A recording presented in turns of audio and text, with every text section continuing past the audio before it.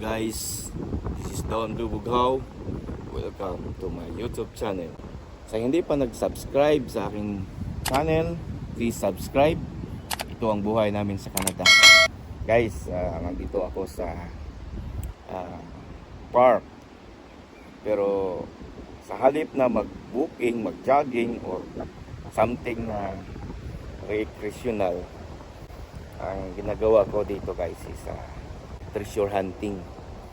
So dito kasi guys, may mga bato kasi dito na mga precious dito sa Canada, no? Kaya sasamahan nyo ako guys para mangalap ng mga bato, kumbaga. Sige guys, baka hanap tayo ng medyo maganda. Okay? Okay guys, let's start now. Sorry. So, dito guys, hanap tayo. Ito kasi yung mga ganitong mga rolling guys. Kumbaga, ito yung mga dinadaanan ng tubig papunta doon sa pinakababa. So, dito guys, lumalabas yung mga bato. So, ayan ito guys. Ito. So, dito sa Canada guys, ang mga bato dito ay hindi natin alam. Precious pala, no? Kaya marami na akong napulot dito guys. So, hanap-hanap lang tayo sa mga galuyan ng tubig. Kumbaga, ayan ko lang kung ito guys. Pero balikan lang natin guys, kasi medyo malaki. Kasi nahanap ko yung maliit. So tatago lang natin dito guys. Kumbaga, kasi hindi natin alam na pala itong value, no? So hirap naman na guys, na kung saan ko itago. Dito lang guys, mahala na kung may makakuha dyan ng iba. So ito naman,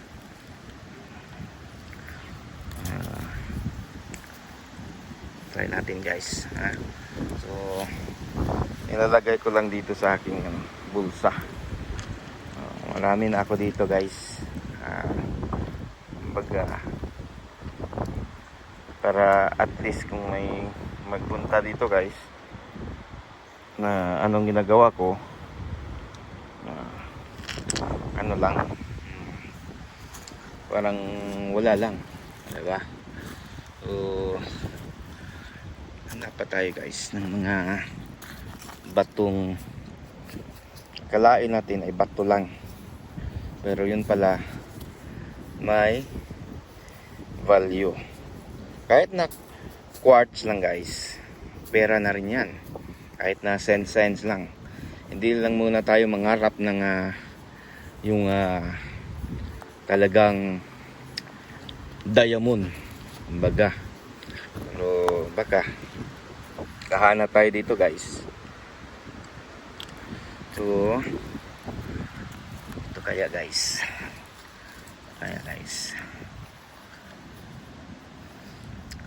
maraming hindi nakakaalam nito guys, na ganito ang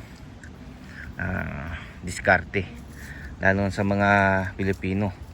Pero sa ibang mga puti guys, yan na yung binibinta nila, yan na yung hanap buhay nila guys.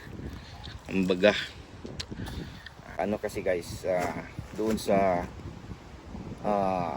up north ng Ontario, marami akong nakikita sa YouTube na kapag hunting season, ang permit lang nila ay hunting, pero ang ginagawa nila guys, nag treasure hunt. So ibang hunting din yun. kumbaga.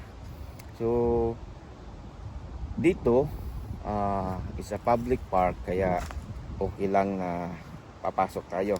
Pero kapag papasok ka ng private na property, ibang usapan na yon, kumbaga.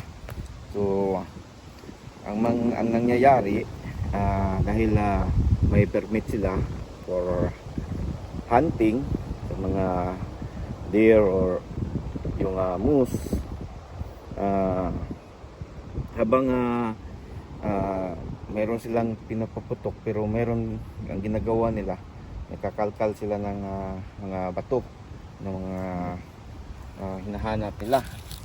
So gaya nito guys, gaya nito, hindi natin alam, di ba?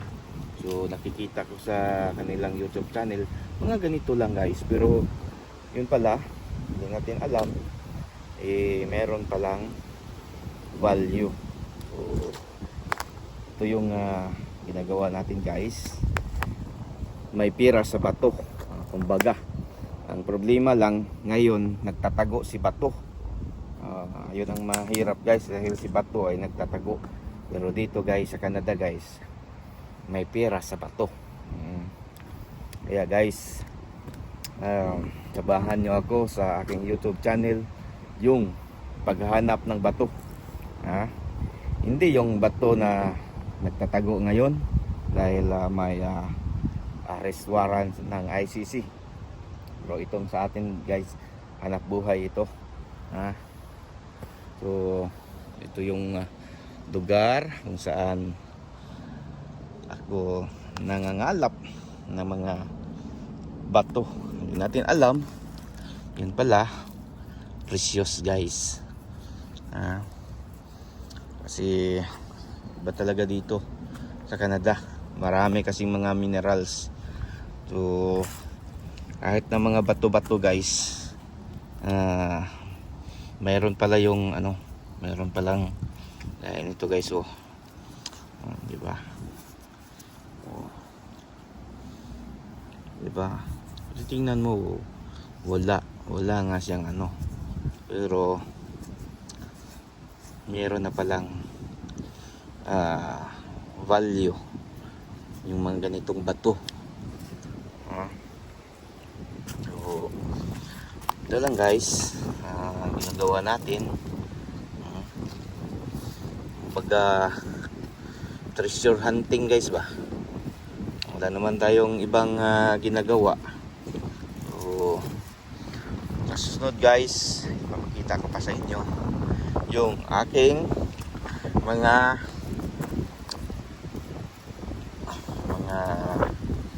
ginagawa dito sa Canada guys. So ito lang guys, lang, bulsa-bulsa lang guys, bulsa-bulsa lang para hindi masyadong halata ba. So kung gusto ka pa manood ng aking mga video, please subscribe.